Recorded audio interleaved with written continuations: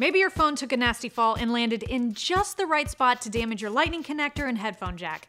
If that's the case, it's time for a replacement. So today I'm going to show you how to replace the lightning connector assembly in your iPhone 6 Plus. Hi, I'm Gwendolyn, and for this repair you're going to need an ice clack, opening picks, a pentalobe screwdriver, a spudger or plastic opening tools, tweezers, an eye opener, and a Phillips 00 screwdriver. I already have the majority of the tools I need in my Pro Tech Toolkit, so I'm ready to get started. And I also have my magnetic mat. It helps keep screws organized, so I never do a repair without it. When you do your repair, be sure to follow the step-by-step guide on iFixit.com. Not only does it walk you through the complete repair, but you can also see comments and notes from other users who have followed it, which is really cool and very helpful. So every time you do a repair, you want to make sure your device is completely off. And once you do that, you can start by removing the 2 pentalobe screws at the bottom of the phone.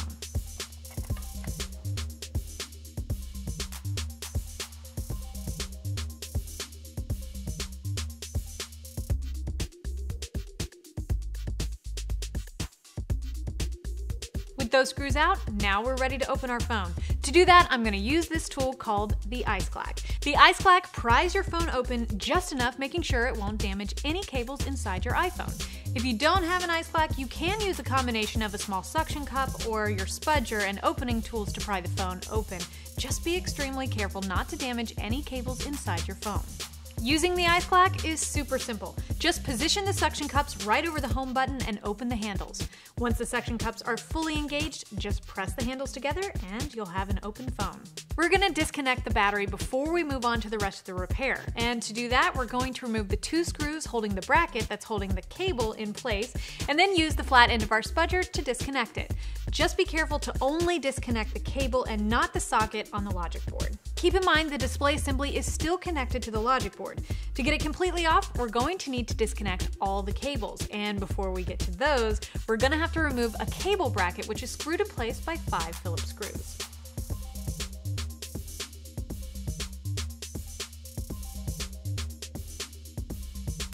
And there are all those cables. To disconnect them, I'm just going to use the flat end of my spudger.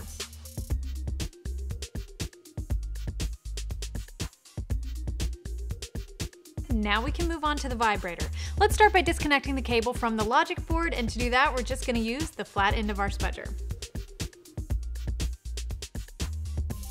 Now you can flip your spudger around and use the tip to disconnect the antenna from its socket on the logic board. Once it's disconnected from the logic board, you can use a pair of tweezers to carefully deroute it from its channel on the vibrator assembly.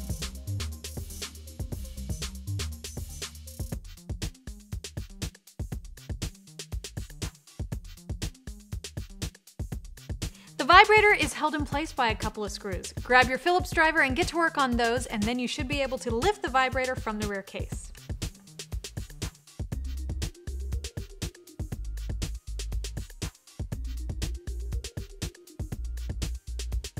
Next, we need to tackle the speaker. To do that, we're going to grasp the antenna connector with a pair of tweezers and carefully begin derouting it from the channel on the speaker. It's possible that your antenna could be held in place by a metal clip securing it to the speaker assembly. If that's the case, just gently pull back the metal clip and deroute the antenna.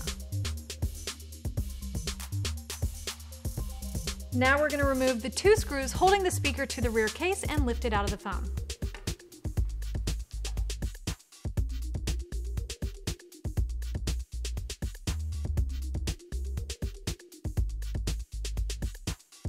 Now there's nothing standing in the way of the lightning connector assembly. First, remove the 2 screws and the bracket holding the lightning connector in place.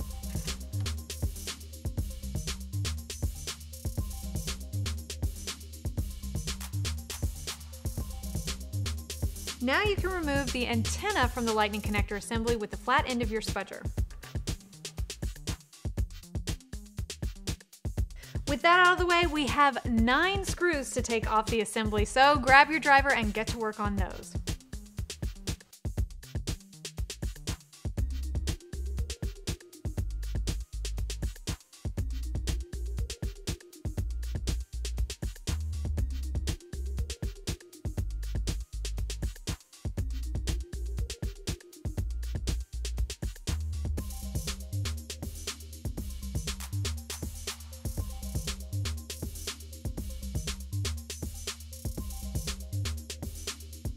Before we move on, there's a plastic clip that's situated to the right of the headphone jack. You can use your tweezers to take it out of the rear case.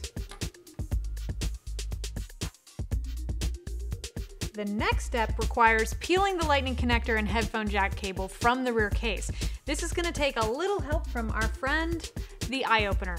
Mine just came out of the microwave and it's ready to get to work, so I'm going to turn my phone over and heat the lower back side of the rear case.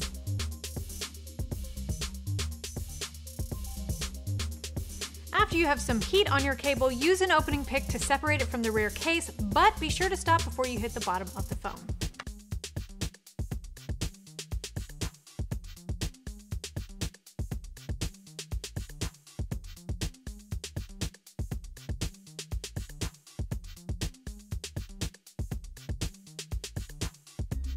Now you can move your pick to release the right side of the cable, and then you can move your pick to the left side of the cable and run it along the top to release it from the case. Once you have all the adhesive released, you can lift your lightning connector and headphone jack assembly out of the phone.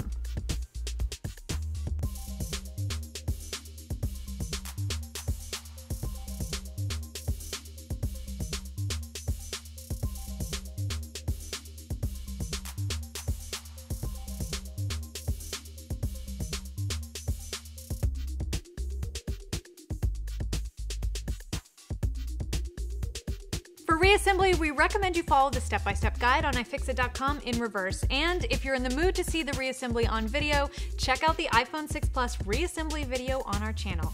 You can find all the parts and tools you need for this and many other repairs at iFixit.com, and let us know how it goes. You can find me on Twitter at Gwendolyn Gay and follow iFixit at iFixit. Don't forget to subscribe to our YouTube channel to stay up to date on all our latest teardowns and repair videos, and you can give us a like on Facebook at facebook.com/iFixit.